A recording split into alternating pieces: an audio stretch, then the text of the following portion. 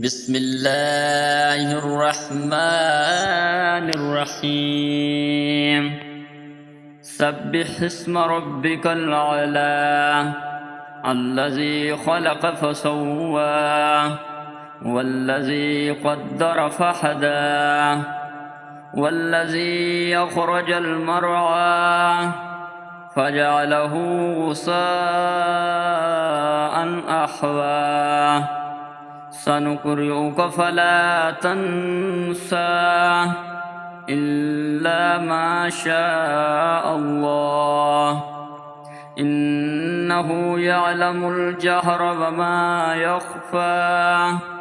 ونيسرك لليسرى فذكر إن نفعت الذكرى سيذكر من يخشى ويتجنبها الأشقى الذي يصلى النار الكبرى ثم لا يموت فيها ولا يحيا قد أفلح من تزكى وذكر اسم ربه فصلى بل تؤثرون الحياة الدنيا